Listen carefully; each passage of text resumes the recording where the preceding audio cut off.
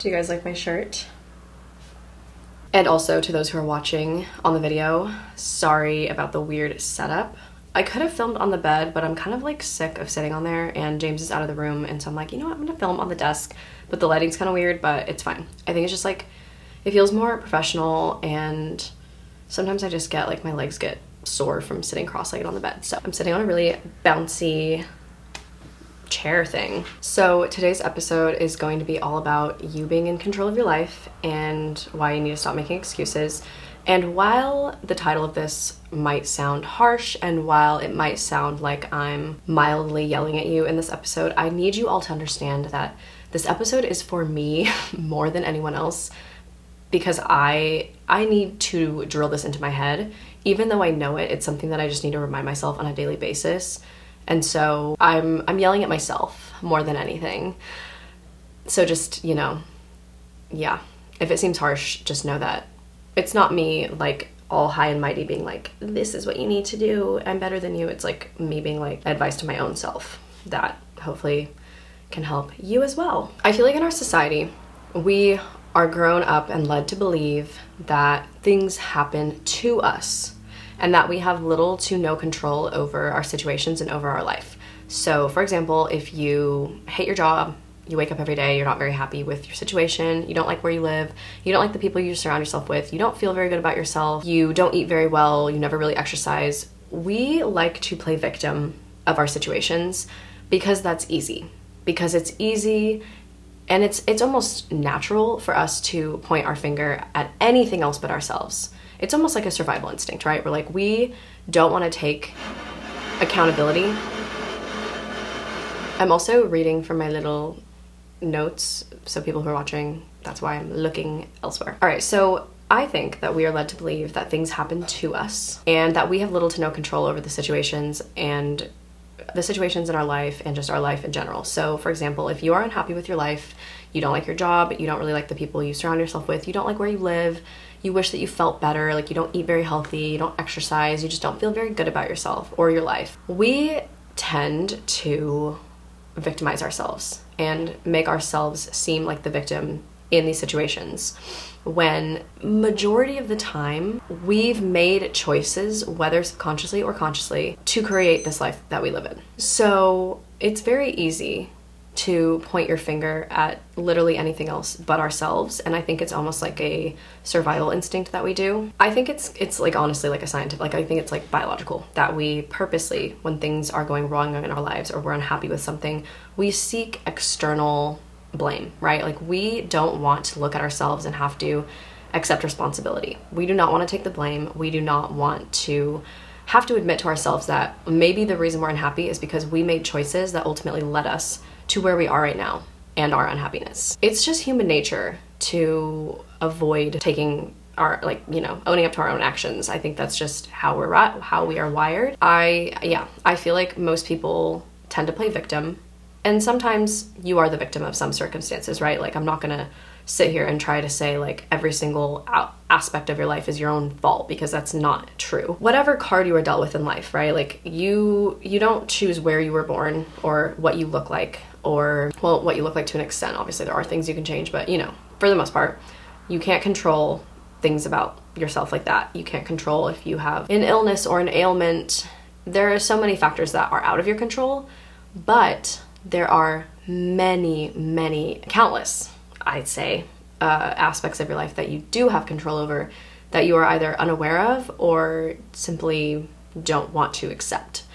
Because the minute you accept the fact that you have power and that you do have control over things and that you have choices that you can either make or not make, that is the moment where we have to admit that our situation that we're in, a lot of it has to do with choices that we have made. And that's why a lot of people don't do that, is because, you know, we don't want to admit that to ourselves. But the reality is that we have lots of control over our lives. We have control over the actions that we make. We have control over people we hang out with. We do have control over our careers in many situations. You know, like, I mean, I'm not gonna say like anyone can go and just be like an astrophysicist, obviously, you know, different factors come into play, but if you hate the company you work with, you hate your boss, you're unsatisfied, there are steps that you can take and choices you can make. I'm not going to tell you it's going to be easy, it's going to be hard, and the reason it's challenging, or the fact that it is challenging, is the reason why so many people avoid that and avoid accepting that fact. There's obviously countless stories of people in history and current day of overcoming hardships, poverty, heartbreak, literally the worst situations that you could possibly think of, and building an incredible, successful, happy life from that pain. That's to say that no matter what situation you were put into that was outside of your control, there are always things that you can do to try to break free of that, or try to grow out of that, or try to change your situation. I always try to address privilege whenever I can, but I feel like if you guys know me, you already know that I understand there are certain aspects in life that are going to be challenging for some people over other people. The color of your skin, where you come from, how much money you grew up with. There's obviously so many things that are going to affect, the outcome of your life. But at the same time, I think that we are also given a choice of looking at the situations that are out of our control, the situations that we were born into, and either deciding I'm going to let this define me and I'm going to be victim to the situations I was put into outside of my control, or I am not going to let these things define me and I am instead going to strive every day to try to break free of these, try to grow out of this, try to change my life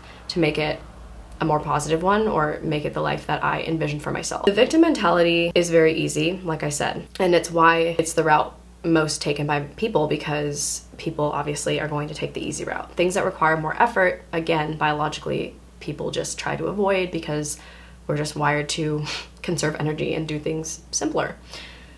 I mean, we're honestly like evolving to make things easier for ourselves. We can now go onto our phone and deliver food straight to the door, whereas obviously a long time ago we had to go out and hunt for hours just to try to get one meal and fill our stomachs. So life has become easier, and we are still just constantly striving to look for the easy way out. If you are unhappy with your life or aspects of your life, try to take a step back and assess how you came to these situations and what choices you made that led you here. More often than not, we were not magically placed into these situations that we dislike. We put ourselves there, again, either subconsciously or consciously. And I think that is the most important thing, because it's so easy to just look at things close up and not take a step back and actually think like, how did we get here? Right? Like it's so easy to wake up during the day it's so easy to wake up day to day and be like, this is my life. I don't like it very much. There's all these things in my life that I don't like, but there's nothing I can do. That's just the way it is. This is just the way that life is. I have no control over this. That's so easy to do. But if you take a step back and you look and assess all of the different aspects of your life that you are unhappy with, like let's say you're unhappy with your relationship and you're unhappy with where you live. Okay, how did we get here? Nobody picked you up and put you into this relationship and forced you into it, right? You made the choice to meet this person. You made the choice to put effort into creating a relationship with this person. You've made the choice to stay day after day with this person that isn't making you happy and isn't the person that you actually want to be with. It's obviously not as simple as just being like, okay, well, me and this person, I don't like them anymore, I don't like this relationship, I'm just gonna break up with them. It's obviously like there's emotions involved, there's other factors that are going to get into play, and it's difficult, right? Like these things are very challenging, they're not supposed to be easy. But the first step is assessing and also taking accountability, because being in an unhappy relationship, it's easy again to victimize yourself and be like, well, here I am unhappy with this person, but again, what can I do about it, And oftentimes the simplest choice is the right one, or the right choice is the simplest one. Leave. And again, it's not easy, but it's also simple, break up with them, leave them, go be single. And it's hard for us to accept those kind of cold, hard facts. And also, again, if you don't like where you live, how did you get there? Maybe you grew up there, but you've made choices in your life that have made you stay. Oh, well, my family's here, right? I want to be close to my family, so I'm going to stay here. Or, well, this is where my boyfriend lives and I'm in this relationship with them, but, well, that's an easy one because you already know you don't want to be anymore, so you could just break up with them and move. But again, there are different factors that make moving difficult. So there's all these other kind of like sub choices that we have to make in order to make the big ones. But again, you're never going to be able to make these choices until you actually assess the situation that you're in and figure out by each little thing that you're unhappy with, what choices you made to get yourself there and what choices you can make to get yourself out. Because I don't think anyone's fully unhappy and dissatisfied with every single aspect of their lives, right? Like, it can seem like if there's a lot of things that you're unhappy with, that you just don't like life at all and you're just unhappy with everything. But once you kind of break it down into these small things, it makes it seem less daunting. Like, you could be like, okay, I don't like my relationship, but I do like my friends, and I like my job. I don't like where I live, but I like that it's close to my family. And then you kind of got to weigh out the options, right? Like, what are the choices that you could make that would make you more satisfied? I'm going to read from my thing again because I'm getting off track a little bit. So every day we make choices. We make choices of who we hang out with, how we spend our free time, what time we wake up, what we eat, how we speak to people, how we speak about other people, if we exercise or not that day. Even our emotions and reactions are choices. So what we think about ourselves, our perspective of the day, is a choice. I'm not trying to say that you can just wake up and choose to be happy, because obviously it's a lot, like, it's a whole mindset shift that you have to go through. It can take a lot of effort and time to shift your mindset, and it usually requires days and weeks and months of practicing and actively trying to completely alter the way that your brain works and the way that your thoughts go. Like, having negative thoughts about yourself and having this victim mentality, that's like encoded into your brain at this point. You know, that's like an everyday, you automatically think these thoughts without even thinking about them. So you have to, like, actually, it's a process. It's not easy. You can't just wake up one day, snap out of it and be like, I'm happy and I like my life, you know? And also, there obviously are some people who need therapy or they need medicine to help them with their mood and their emotions, emotional regularity and stability and stuff. So there's all these little factors. It's not just black or white, obviously, but I'm trying to make my point of we always have choices, and even our emotions can be choices, how we react to things, right? Like, someone cuts you off while you're driving. You have a split-second choice when that happens, whether you think you do or not, of how you're going to react in the situation. You could lay on your horn, flip them off, scream, and then that could ruin your whole day, or that could piss you off for the next 3 hours. That's easy, right? It's easy to get pissed off. It's easy to get mad. It kind of feels good sometimes too. But is it worth it? Like, is that really worth your time and energy? I don't know. And I get it. Like, I get mad at shit all the time. There's things that piss me off all the time. And things that I do let get to me and get under my skin, and that's also a choice. Whether you like it or not, it's a choice. It's really, really difficult to wake up early, to meditate and journal, go to the gym, do your skincare routine, eat a healthy breakfast, go to work, come home, spend your evening with friends, or cooking, or reading, or working on a side hustle, or doing something, you know, kind of productive, or something towards your goals, or something that makes you feel good, and then going to bed at a reasonable time and trying not to scroll on your phone. That's hard. It's really hard to do, because trust me, I've tried doing all of those things in a day, and it's really difficult to do, because you have to, first of all, the first step is waking up early, right? To have enough time to even do all of those things. That's hard. It's very, very, very easy to press snooze on your alarm, or to just sleep through your alarm, or to not even set an alarm. It's really, really easy to sleep in. It takes a lot of mental and physical power and energy to wake up early and make that choice and decide how you want to start your day.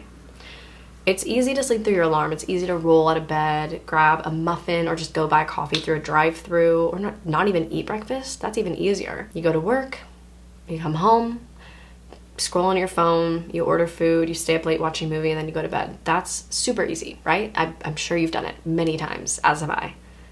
All the time. Done it many, many, many times, because it's simple. It's easy. It's almost like you don't even have to make a choice. It's like we're avoiding choices in that instance, right? But at the same time, avoiding a choice is a choice. Avoiding a decision is a decision, because avoiding waking up early is you deciding to sleep in. You chose something different.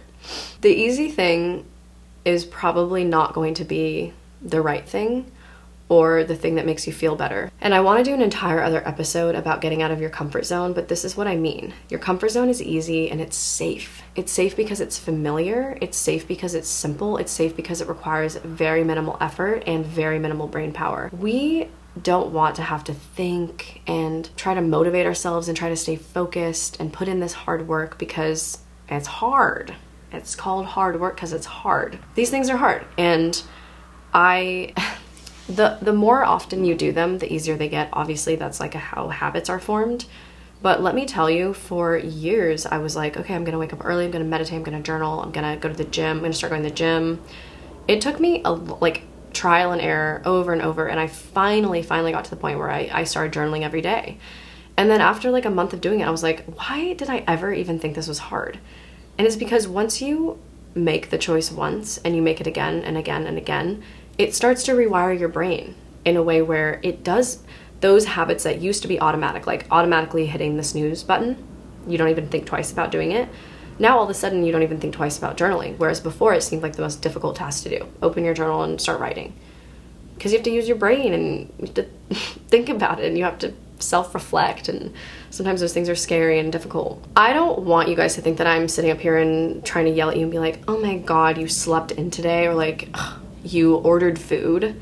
Shame on you. Like, wow, you really made a terrible choice, because girl, I do that all the time. Like, there are so many days during the week that I'm like, even this week actually, for a good example, I only went to the gym twice this week, I think, which I know for some people it's like, damn, I didn't go to the gym at all. Like, but for me, it's like I've been wanting to go. I have been really consistent lately, and it does actually change the way that my days go is if I wake up early, and I really want to get into like a very solid routine. I want to get into the type of routine where I don't have to think about it, but I'm still in that middle ground where it's like every morning I'm like, I want to wake up early. I have to force myself to go. You know, it's not quite automatic anymore, or yet. It's still one of those things where it's like every day I have to make a choice, and sometimes I make the choice of sleeping in and not working out, and guess what? Even though it feels good to sleep in, I feel a lot worse when I don't go to the gym. Just my mental health, I just feel bad and upset, and it feels like further away from my goals, because it's like, for one, I'm paying for a gym membership, right? So it's like I want to get my money's worth. Two, it's like I'm really trying to work on myself and get the body of my dreams, but actually like grow muscle and like actually see progress, because I've been pretty, I would say, not in a plateau, but kind of like, you know, it's time to up my game a little bit. And I've been wanting to meditate and stretch, and while I've done it, sometimes I still haven't gone into the routine of doing it every single day like I want to, because it's hard. It's very, very hard. It's so easy to make excuses as to why not, but then after I find that when I make excuses for myself, and when I take the easy route, right, like I don't do the things that are hard that I want to do, I end up feeling worse about myself, and I end up having an even stronger victim mentality, where I'm like, start to make excuses as to why. Like, oh, I didn't go to the gym today, it's not my fault. James just got a van. I say we, but he bought it. It's James's van. So James just bought a van. If you guys didn't know, I posted it on Instagram and on TikTok. So we're gonna like kind of be van lifers, not like full-time living in a van, but we're gonna like build it out and stuff and do a big road trip. And we have this van. We still have to get some things fixed on it. We've been borrowing our roommate's car, but it's like, I feel weird about that. I don't have like my own car, and so I've been wanting to go to the gym early, but I've been waking up and I'm like, well, I don't have a way of getting there. Like, if James doesn't want to go with me, I'm like, if I want to go by myself, like, why am I supposed to drive? Like, I feel bad about using the roommate's car. I don't really feel comfortable driving the van because it's not fully all good. And so this whole week I've just been like, oh my god, it's not my fault that I didn't go to the gym. Like, I didn't have a way of getting there. But James was like, you know, you could have used the roommate's truck. Like, it literally would have been fine. But I think I was just trying to use it as an excuse, and the reality of it is I made the conscious choice to not go. Even though if I really, really wanted to, and I was really, really dedicated, and I was like, there's nothing that's gonna stop me. Worst case scenario, I could have ordered an Uber, which yeah, would cost me money and it's kind of stupid, but like, if you, like, I fully believe if there's a will, there's a way, right? And if there isn't a will, you will find a way to not do it. I think this is a pretty accurate statement to make, that most people aren't happy with their situation, with their jobs, with the way that they feel. But I think that only very few people are actually willing to make the choices required to create change in their life. Again, because it's difficult to do that. And the thing is that I've learned a lot over the years of reading countless self-help books and watching inspiring YouTube videos and listening to podcasts and just doing all the things and trial and error and just going to the gym, not going to the gym, journaling, not journaling, all that stuff, is it doesn't, like, you can read 1,000 self-help books. You could hire a mentor, you could hire a life coach, You could go to, what do you call those? Like, not retreats.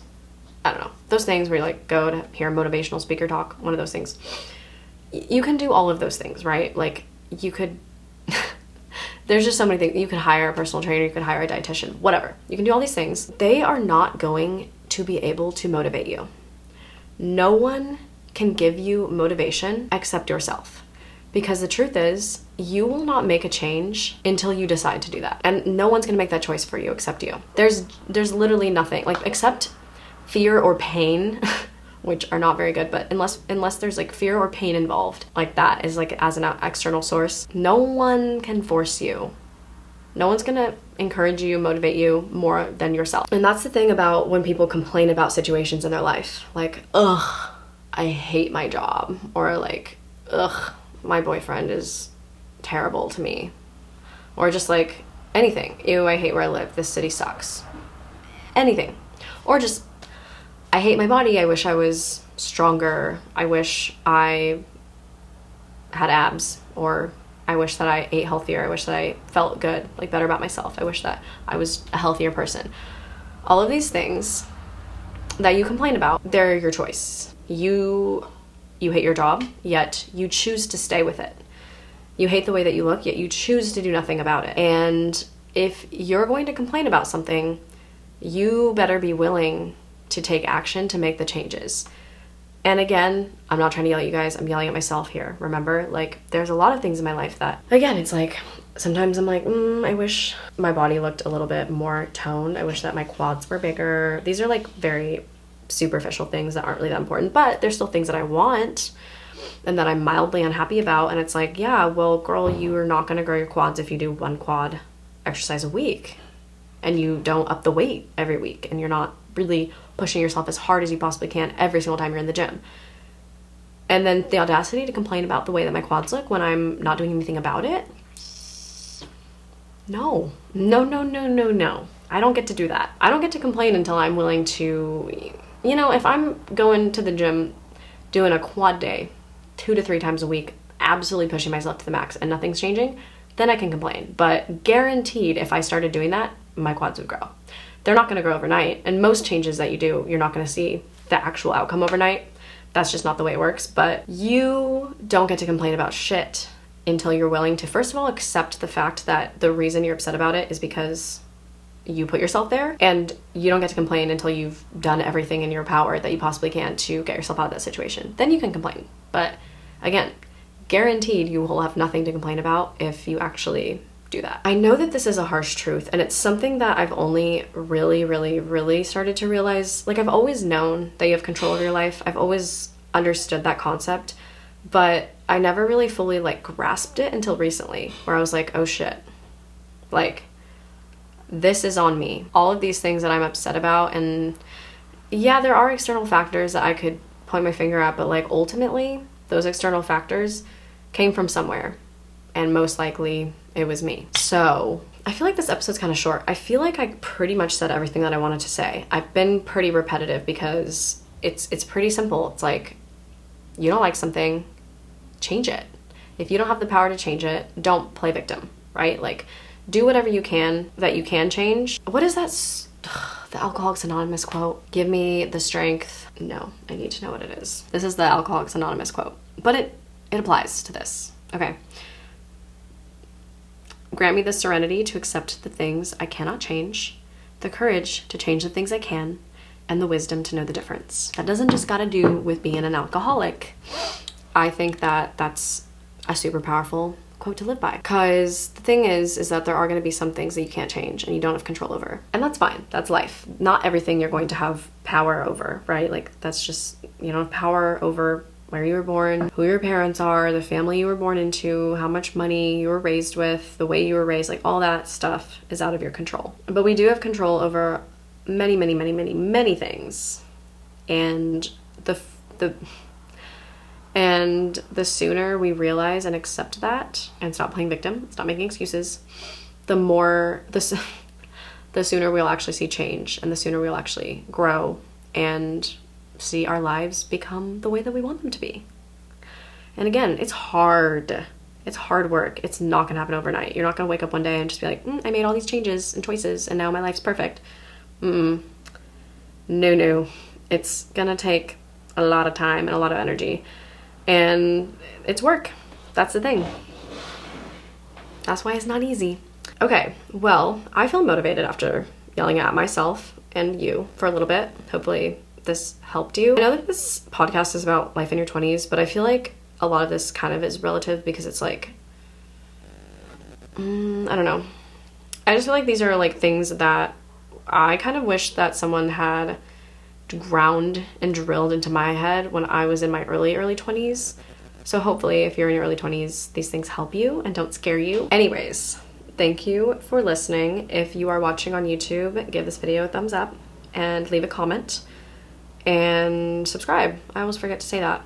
And then if you're listening on Spotify or Apple Podcasts, please leave me a 5-star review if you want to. The choice is yours. Remember, you have the power. I cannot control whether you give me 5 stars or not. I can just speak my truth and hope that you like it. And if you don't, that's okay. Again, out of my control. Anyways, thanks so much for listening, and I'll be here next Monday.